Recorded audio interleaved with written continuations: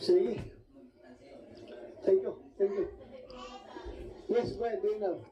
I am saddened to hear that revelation. I'm very saddened to hear that revelation because 2 weeks ago they were in my office inviting me to go to their area and requesting for assistance, seedlings, to be used in the plantation development. But hearing that, I don't know if I should go back there or if I will go there. Oh, no. You have to go back. That's your mandate. Huwag kayong matawa-tawa. Magpasama kayo ng pulis. Otherwise, magiging inutil ang gobyerno dito kapag gano'n ang gagawin ninyo. Yeah. Ha? But they went to my office and we had a discussion. They requested for seedling assistance and I requested me to if I could pay a visit in their area. And now I'm hearing that they wanted to put a trap on me. Hindi maganda yun. Hindi talaga maganda. Ano masasabi mo? Yeah, go ahead. With your indulgence, Mr. Chair, supra-sumra mo yung paratang ni Mark Berniel. Kung everything comes out, yung spontaneously, na-remember lang niya na may sinabi, yung DNR nag-usap, na-remember nito, may nabanggit ito, so gano'n. Everything was not planned. Everything was not planned. Narinig lang niya, tapos ngayon, sinabi niya yung ngayon, so wala akong sinasabi na plano ito. Kung sabi mo sobra-sobra, then it's your opinion. Sige, continue. Kaya po nangyari, maraming mga bisita hindi pumunta doon. Kasi doon pa sa baba, tinatakot na nila po. Sino nananakot? Basta yung halimbawa, marami namang siguro yung even the press people who went there from the media broadcasters of Surigao. Marami silang sinasabi, huwag kayong punta diyan, pero pumunta sila, wala namang nangyari po. Yun ang estratehiya nila, tatakutin na mamamatay sila, tatakutin na hindi na sila makauwing buhay, at may bago na silang asawa. Ganyan ang mga sabi-sabi. Ayun ko kung ganyan ang nangyari, parang pinainitan kami po ng ganyan-ganyan. Kaya nga gusto kong malaman anong specific paso yung taon na sinasabi na hindi kayo pinapasok. Baka at Anong taon? Yun ng COVID. Anong taon din na? Hindi kayo pinapasok. Please allow me to check my record, sir. Okay, pag-check. And while you are checking, Mayor, tanungin kita, meron bang black propaganda against Sbsi doon sa poblasyon? Ikaw man ang Mayor. Yung tanong mo niya, kung meron bang black propaganda against them na sinisiraan ninyo yung Sbsi para walang tao nga papasok doon, para matakot ang mga tao pumasok sa loob. Go ahead. Senator, talagang walang black propaganda. Wala kaming ginagawang pananakot na magpunta ng Kapihan. Talagang wala. Siguro sa kanila na yun kasi ang sabi ng mga members nila, sila yung palaging tinatakot na ano din daw sila sulungin, no, puntahan ng mga military, pero sa amin talagang walang-wala. Hindi kami nanakot na pag magpunta, anuhin sila. If I may, Mr. Chair. Sandali. Mayor, meron kang Executive Order number 49, series of 2023, an order imposing a temporary ban on the entry to Sitio Kapihan, Barangay Insering, Socorro, Surigao del Norte, of any person or group of person either on his or her personal capacity or representing any private or government agency who are not residents of the said community, except in cases of emergency as declared by municipal local government unit or any appropriate authority. Why? What's the reason behind this executive order coming from you, banning people from entering Socorro? This is 2023 lang ito. Bago lang ito, 2023. Can you explain, please? Kasi, Senator, yung mga witnesses, no, tinawag namin, pinakinggan kung anong mga naranasan nila doon, yung mga experiences. At sabi ng isa o dalawa ng witnesses na ano daw sila may mga baril.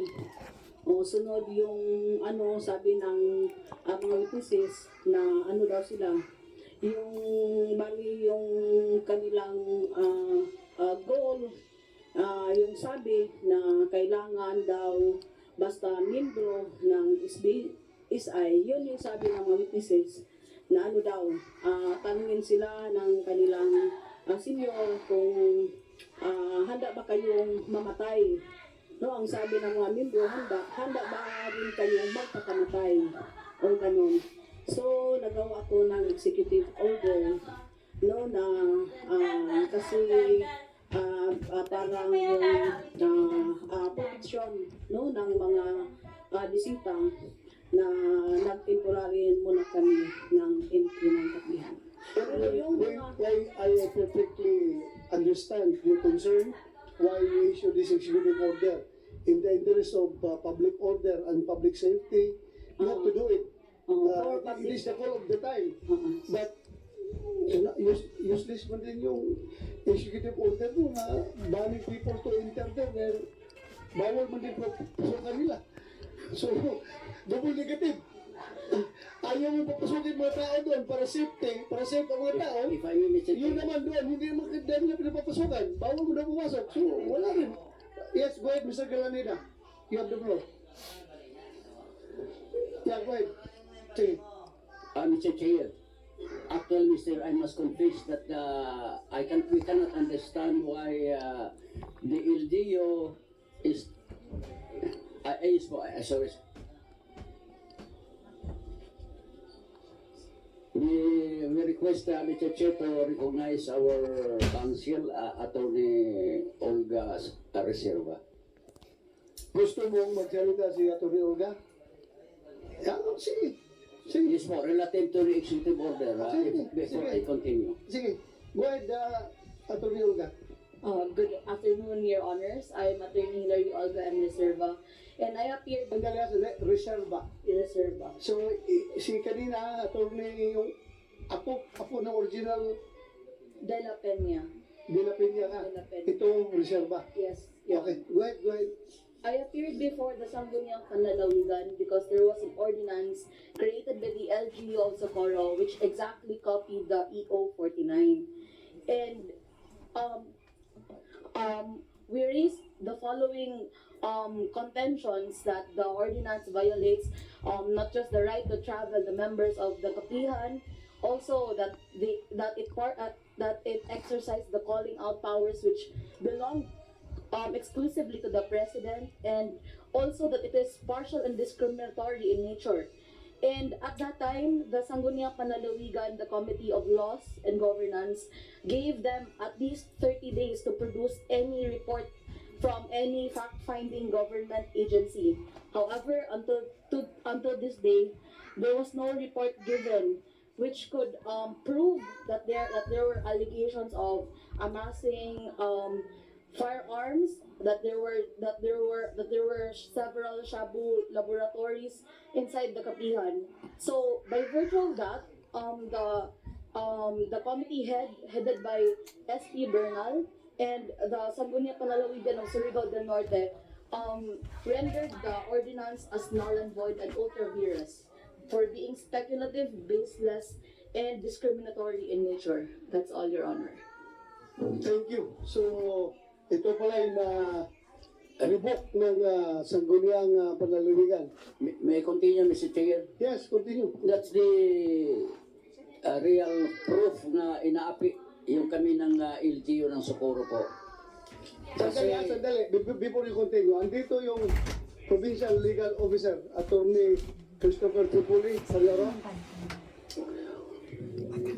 Yeah.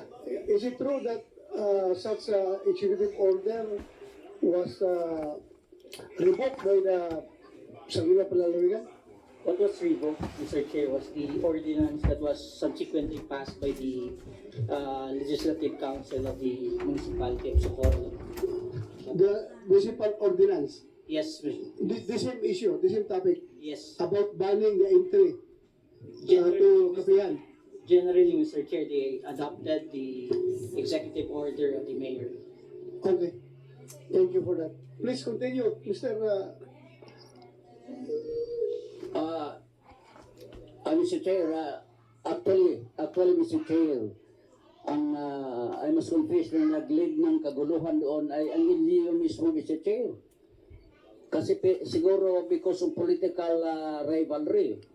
Halimbawa, marami silang tatlong executive order, isang ordinansa na parang inaapi kami, parang discriminate kami.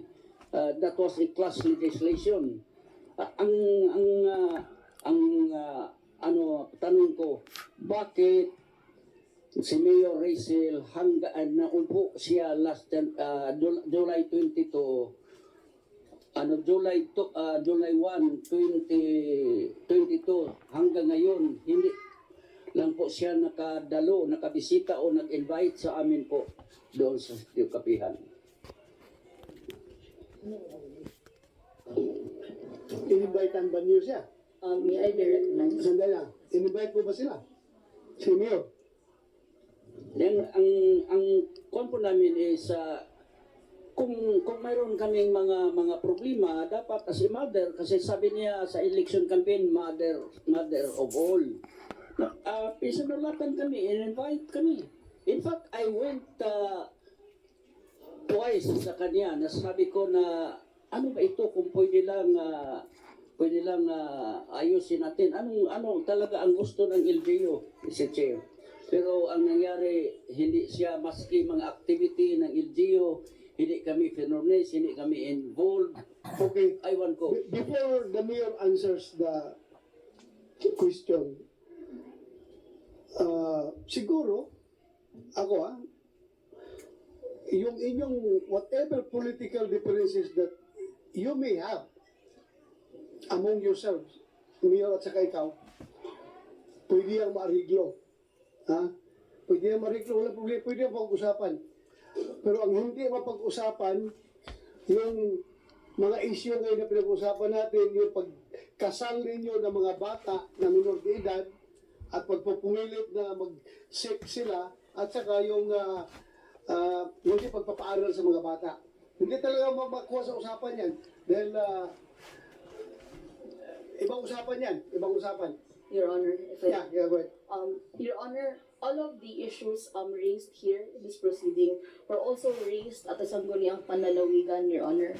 And in a recent interview by Sangguniang Panlalawigan Bernal, he even said that he has in his own verified sources that the intention, the motive behind the ordinance, which basically copied the EO 49, which gave the power of the task force Kapihan to get the custody of the children, was based on personal motive of Mr. Adelito Sangco. That's what is in his interview, Your Honor. Okay, regardless, whatever, kung may motive behind or what, the fact remains that it was invalidated by the Sangguniang Panlalawigan. So, wala nothing to discuss about that. Talagang mali yun na municipal ordinance as far as the Sangguniang Panlalawigan is concerned. Yes, Your Kasi Honor. niribok nila, di ba? Yes, Your Honor. So, it stays. Pero kung gusto sabihin, bago magsigot si Mayor, Lastly, Your Honor, sorry. sandali lang. Ikaw muna, sino ka, ma'am? Please, Good afternoon. I'm Attorney Rosalena Lipitan of Cebu for Human Rights. Cebu for Human Rights. We are a non-government organization based in Cebu Cebu for Human for Rights. Human Rights. Yes, You are an NGO. we are an NGO. Yeah, go ahead. And how come we are here? Because we are a friend of Richard Dano, and a member, Attorney Fiona Bojos, is a classmate of Richard, and we were able to go to Socorro and found out the situation. And in our limited way, we did help them. So, nakikita namin, first, we would like to confirm that indeed there are forced marriages. We have interviewed them, and in fact, we have interviewed also Mark. And the reality is that helping fight a cult is challenging, not because of yung mga forced marriages, pwede pa yan, ano? Pero private army, parang, teka lang, that's a little bit Hindi dangerous. okay sa akin yung post marriages. Hindi ko matanggap yun. Sa Continue, amin, mga continue. human rights lawyers, tinitingnan din namin yung safety namin. Well, anyway, nung narinig namin kay Mark na kahit yung taga-DNR ay nilalagyan nila ng mga trap, teka lang, delikado yon. So, I can understand the challenge, no, of the DNR going there because they have their own private army and that the training is really extensive. Young combatants, children, training them to be skilled, no? Anyway, nakikita rin namin sa tulong namin, ng tinutulungan namin, that basically the local government of Socorro, they have the right heart, but unfortunately may lack the skills on how to handle it. And one of that is in their sincere effort to protect the residents, gumawa nga sila ng ordinance, which later on was declared void. May mga kakulangan, the documentation, that sort. At saka nung nagpunta kami sa kanila, palagi silang talo sa case. Yon, lumalapit sila sa amin, attorney, talo na naman kami sa writ of habeas corpus. So the first child, yun, talagang malaking blow sa kanila, di ba? Because they were trying to protect that child, and then later on, the court gave that child back to the parent, because under the law, the primary custody should be with the child. Pero kung titingnan namin, a petition for involuntary commitment was filed earlier, but it was not ruled upon. So, sa tingin ko, may kakulangan siguro sa batas. You cannot answer a cult movement with hodgepodge laws, no? So, ngayon, going back, ang mga issues na kikita namin, why would they go there in the first place? There are 3,500 to 5,000. What are the pushing factors why people would go there and stay there? Ignorance, yes. Miseducation, yes. Merong element of desperation, poverty.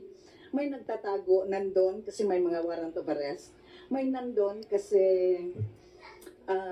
Attorney, napuno sa utang. Attorney, mga teachers yung iba.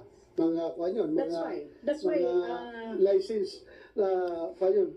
yes. Licensed teachers, ito, mga police ito, na puro ito mga NAPOLCOM at civil service eligibles. So, yun lang, nagbatin lang ako. Please continue. Totoo yun. At saka tinatanong yun sa media sa amin, what pushes them? Bakit nandun sila? At saka bakit nananatili silang nandun? So, nung tinignan namin, anecdotal, kasi hindi naman toro yung statistics namin, may mga iba talaga doon na walang mapuntahan, no? Na napuno na sa utang. May mga ilang teachers na punong-puno na sa utang. And then, based yung culture nila of strong helping each other, yung bayanihan, kung nandun ka, anyway, each member is helping another member. Pero why they would stay there, even though with this reality, ang isang factor doon is, wala na silang babalikan kasi binenta na nila. Second, paninindigan na lang nila. Kasi nandito na kami eh. We will stand by it. So that's why we recommended reintegration, rehabilitation, alternative livelihood, so that these people could be reintegrated back to the community. Pero ang sa amin talaga na nakita namin na maganda, because palaging talo sa case eh. May vowsy kami, talo. May adultery, talo. Ganyan. So, I think the Senate, legislators, would have to craft a law or a policy that would answer cold, because this is rampant in Mindanao, another parts of the country. Kasi kung titingnan mo, hodgepodge lang yung batas natin eh. So one act may not be connected. Sa simulan-simula, nung nag-opening remark si Senator, sabi mo, it's well defined, it falls under a code. And yet, yun yung common term for code. But it has never been defined under Philippine laws kung ano yung code natin. And kasi wala nga tayong batas noon, so difficult to define. Common knowledge lang natin na yun yung definition sa code. Now, the Cebu for Human Rights, we will be submitting a position paper, but our recommendation is really to come up with a more comprehensive law on this matter to answer, kasi hindi kaya. At saka nakikita namin, this Senate investigation really put into light the problem. Kasi nung nandun sa Socorro, yun, tinutulungan ng NBI, correct, talagang tinutulungan. Yung CHR doon, yung region nyo, yun, meron, ito, meron, pero hindi buo. At saka yung sa DepEd, yun tumutulong. But with this platform and with this venue, you're really able to bring the problem about cult and cultism all over the Philippines. Kaya nga siguro, patok na patok, kasi maraming nagkaka-interest dito. Thank you very much. Thank you, Atty. Thank you for your sharing us that information. If I may. Magbigyan ko lang mga gali si Teresa, si Atty. Atty., you have the floor. Your Honor, may I debunk the facts that what Attorney Lapitan said? Because she said that the reason why I'm stating the ordinance here, the proceedings in the Sangguniang Panlalawigan, because all of these forced marriages, the amassing of high-powered firearms, the creation of drug shabu laboratories inside the Sitio Kapihan were all raised in Sangguniang Panlalawigan. They were given a lot of time to sustain the constitutionality of the ordinance. However, until now, they did not present any report from any agency, PNP, DILG, or CHR at that moment. That's why it was said to be speculative and baseless. Second, she said that they filed an involuntary commitment and it was not responded. However, Your Honor, they only filed the involuntary commitment petition after 2 months after gaining custody over the children. They filed the involuntary commitment after we filed the writ of habeas corpus. That's why it was a belated action, because normally you would file an involuntary commitment if you would want to get the custody of a child. However, they already had the custody of the child. Kaya nga, aminado na nga si Atty. at saka si Mayor na talo talaga sila sa kaso niya. Dahil Yes. nakuha niyo balik yung bata eh. Kahit na gaano kaganda ng intention ni Mayor na i-hold yung bata para, yun nga, ang bata na nga lumayas eh. Ang bata na nga ang umayaw, pumunta sa kanila, na-rescue nila. Ngayon, because of due process, ginamit ang lahat ng legal processes, lumabas talaga sa korte, which is decision na korte na ibalik sa parents yan dahil under the law, dapat ang parents talaga mag-custody ng bata, hindi yung mayor, hindi yung DSWD. So, yun nga, talo nga sila talaga. Talo sila, under the law. Yes. Talo. So, The reason assisted why- there. Kahit anong intention nila, talo talaga.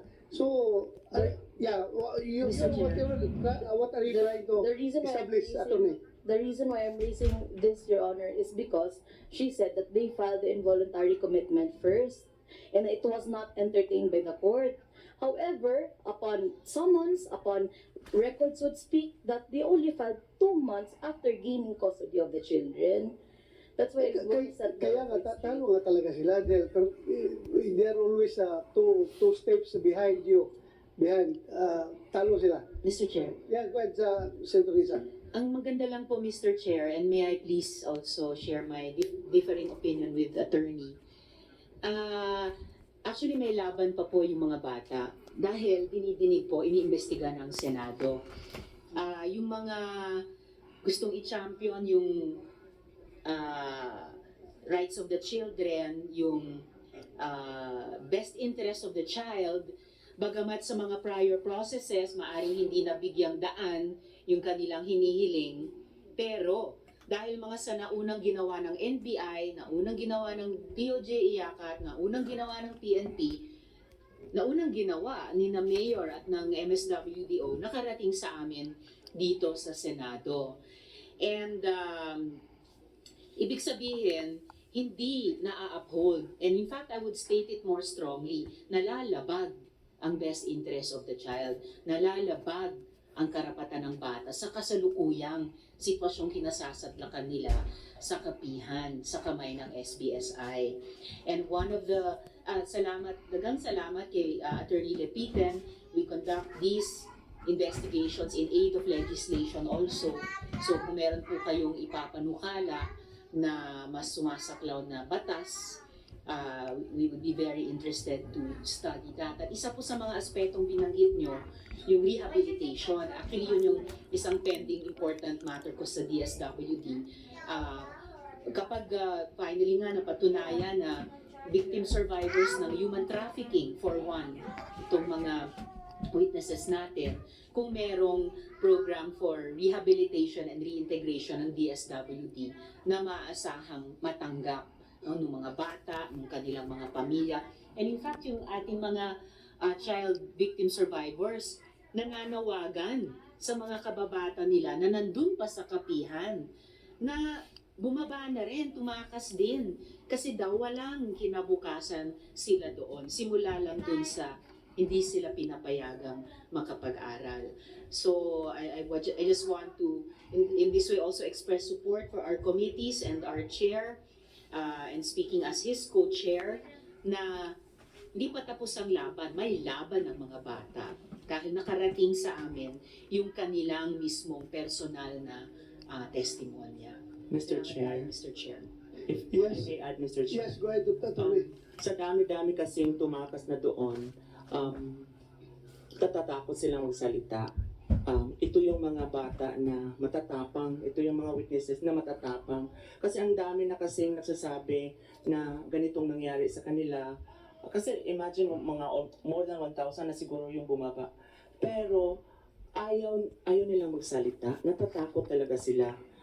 May tukhang, balikan sila, and then the black van sinasabi, van na sinasabi na puntahan sila. So, yung takot na balikan. So, ito yung sad thing na nangyayari sa kanila. Kasi, meron pang mas malala sa tingin ko na dinaanan. Meron pang talagang rape na nire-rape na tumatakas doon. Pero ayaw magsalita. Pinuntahan namin pero ayaw talaga kasi natatakot. Now, with the culture of fear, sana may tutulong na, ma-uplift yung nila na yung courage nila na magsalita. Ang dami kasi. And then psychologists or mga specialists na tutulong sa kanila kasi sa dinami-dami nila sa mga pinagdaanan nila doon sa taas. Sa tingin ko kinakailangan ng interventions. Now yung sa pagkuha sa mga bata, gusto talagang kunin yung mga bata lahat. For purposes of recantation, may nag-recant na eh. Dalawa sa kanila nag-recant na. So, kung hayaan natin maibigay yung mga bata, our cases will be weakened, I think. Thank you, Mr. Chair. Thank you, Atty. I think, Colonel Laude, meron kang Women's and Children's Desk, di ba? Yes, Your Honor. Tutukan nyo itong problema na ito doon. Ha? Yung provincial WCD mo, pabiyahin mo, pupuntahin mo doon sa Socorro para alalayan yung local government doon sa yung maintenance ng mga bata. Yes, sir. Yes, sir. Kasi kung pabayaan natin ito, hanggang hearing tayo dito, kung may pag-uwian doon, takot pa rin yung mga bata. Kailangan i-assure natin sila na hindi sila dapat matatakot at they should have peace of mind. Kasi mga bata pa ito eh. Pwede mo tutukan, dali mo doon yung mga kuan mo, Women's and Children's Desk mo para magtumulong doon? Yes, sir. As of now, sir, I have instructed also my provincial police securities and my provincial investigation development detective unit, sir, to conduct investigation, further investigation. Hindi lang investigation, kundi Assist- yung psychosocial intervention na pwede niyong gawin in coordination with DSWD. Pero kawawaan, marami daw. 1,000 plus na itong mga bata na naglayasan doon. Tapos ngayon, andyan, still living in fear. Baka pick upin ng black na van. Totoo ba ito, Mr. Galarida? Na pinipick up niyo yung mga bata doon ng black na van? Ibabalik sa Kapihan. Wala naman po kaming black band. Wala Mr. kayong Chair. black van. Wala po. Sino may-ari ng black van? Sana yan, o urban legend lang yan. Mr. Chair, Yes, go ahead, Senator Risa. nasa testimonyo po yan kanina ni Sir Jeng, yung tungkol sa black van. Mr. Chair, yung DOJ will correct me if I'm wrong, but sa knowledge ko po, dahil naibalik na nga yung isang batang tumakas sa bisa ng habeas corpus case na pinafile ng Socorro Bayanihan Services, ay nabalitaan ko po, and correct me if I'm wrong, na tututol po ang DOJ dun sa ibang mga cases of habeas corpus dahil mukhang continuing crime po ito ng human trafficking at iba pa. In fact, Mr. Chair, it seems to me, as author of the expanded Anti-Trafficking in Persons Act, that victims of trafficking shall immediately be placed under protective custody of DSWD.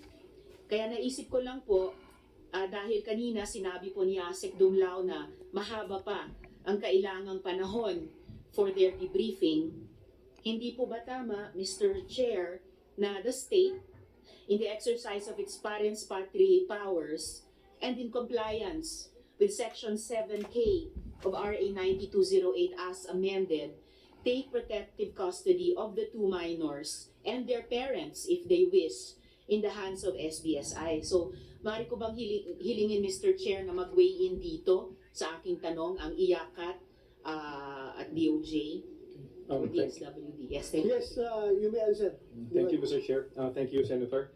We confirm, no, the Department of Justice, as chairperson of the IACAT, confirms that we have this provision under the expanded anti-trafficking law, which allows the state to take protective custody of trafficking victims when it is warranted.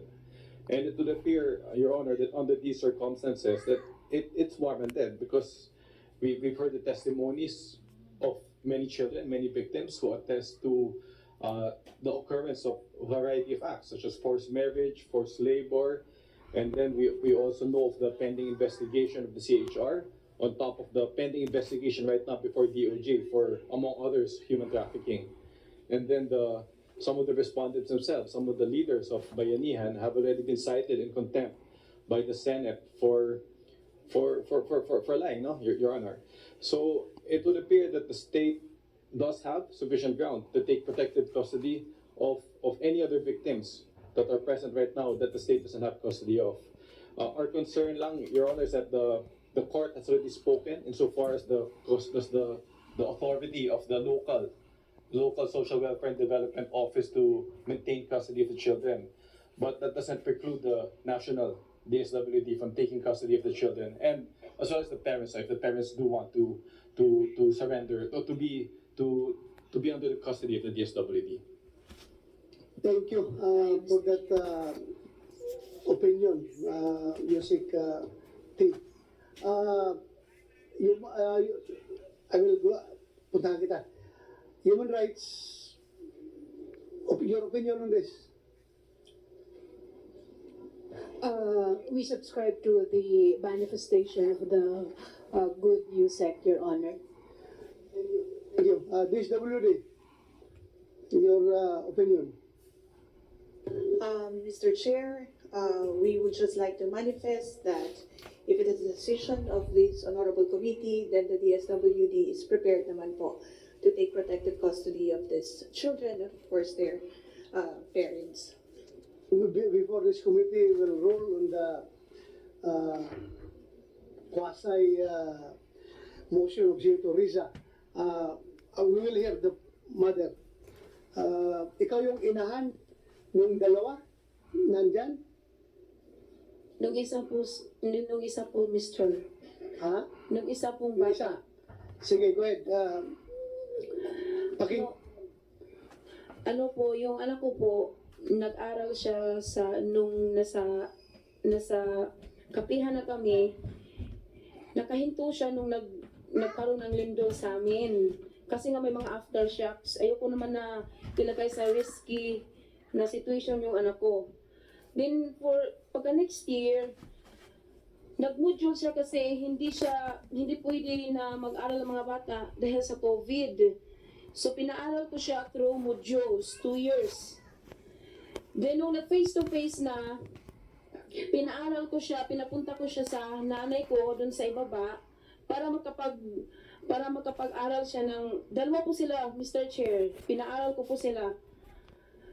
Yun po, matagal na po silang, nung July, nung anak ko, kasi September po yung klase.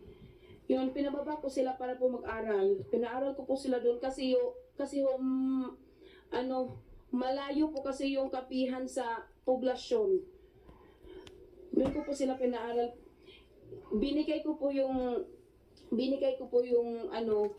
nun sa mga parents ko.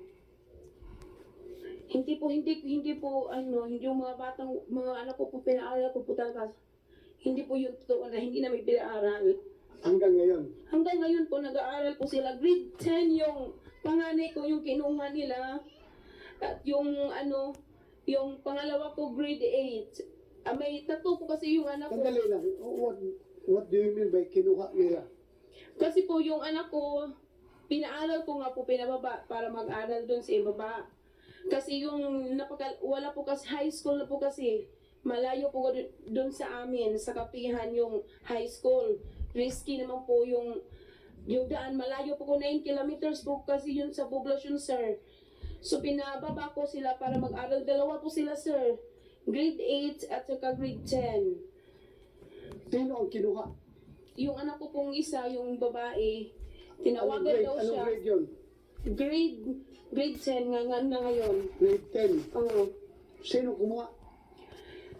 Nung pagkakaalam ko, tinawagan daw yung isang teacher niya sa school na may mag-i-interview daw sa kanila.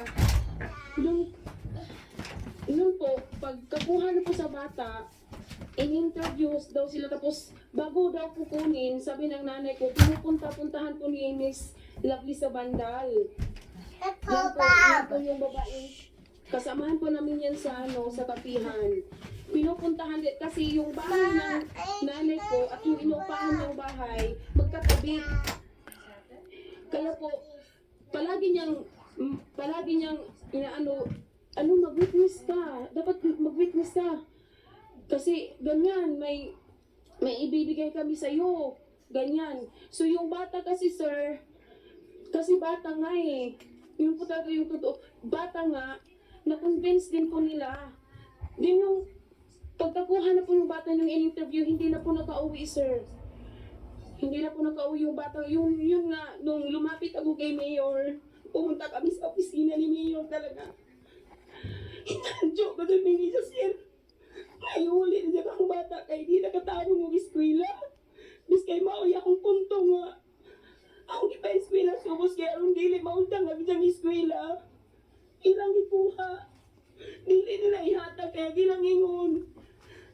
Ang bata ko nung pagabot og 7 pataas, pwede na ko numupili o asa. Nagkaroon ng bata kay dito mas ilang kustudiya daw ako kay mangnugyo sa giuon sa ilang ipangistorya. Ang bata doon, dili na mo doon. Mahalok sila na mo magkakita. Natingaan ako kay dili na bata na mo doon bisang galing pagtapan pa. Matingaan ako kay mahalok sila na mo magkakita. Pila edad? Anong edad ng grade 10? 16. 16?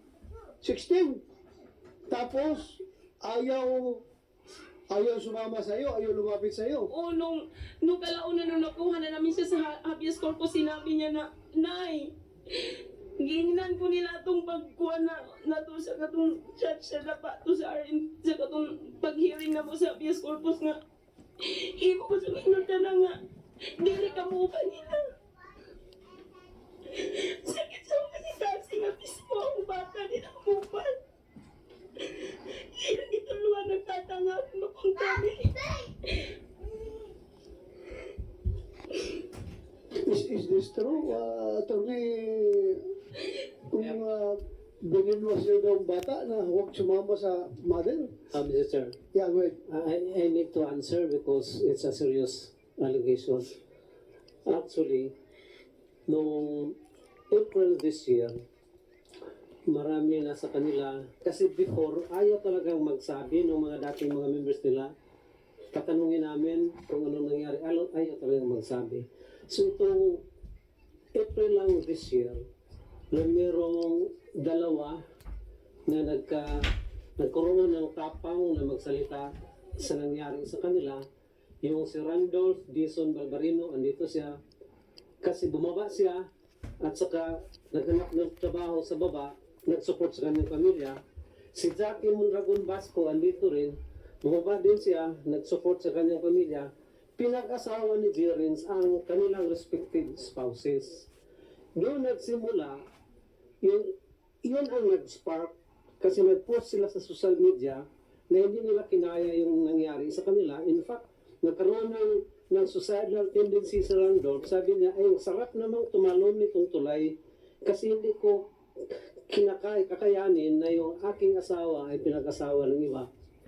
Yun, after that, marami nang nagsabi sa kanila, because of that revelations ni Randolph and Jackie, marami nagsabi sa kanila na willing na rin silang magsalita.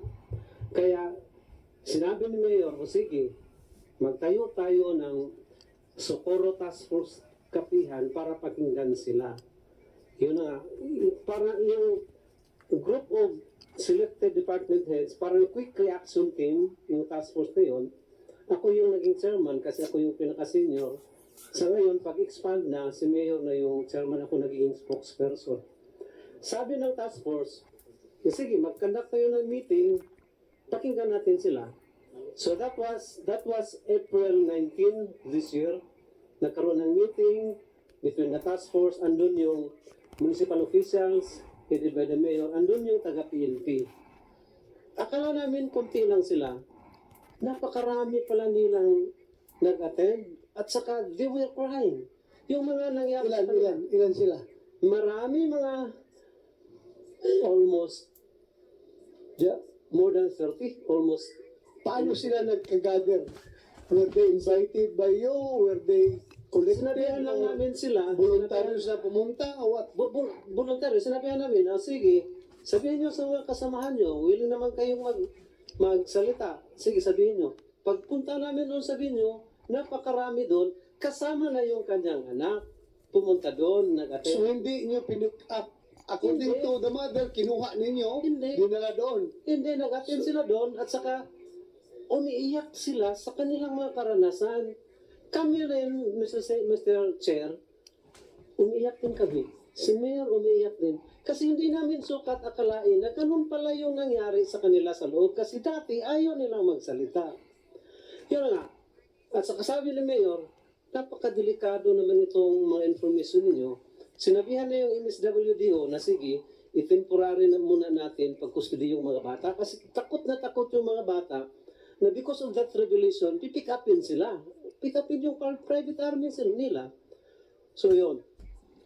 After that, nag-request si Mayor, nag-request si Mayor ng for investigative assistance doon sa NBI, Director, nag-letter.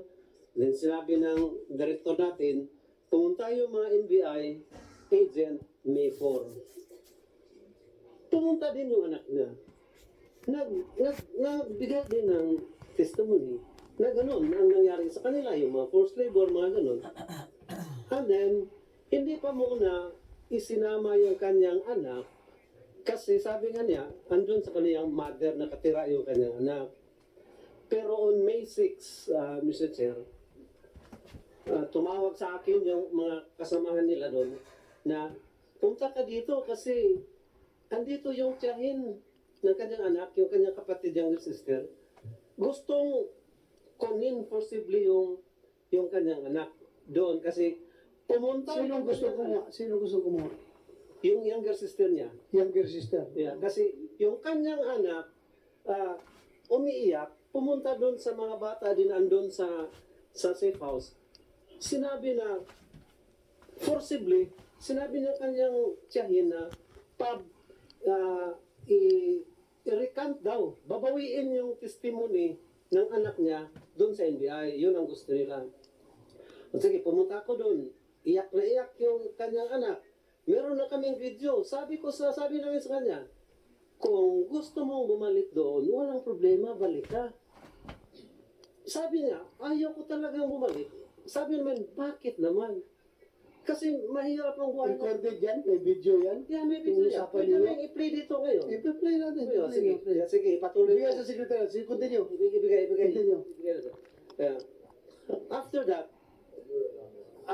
that, Mr. Chair, kasi pumunta yung kanyang mother, ito yung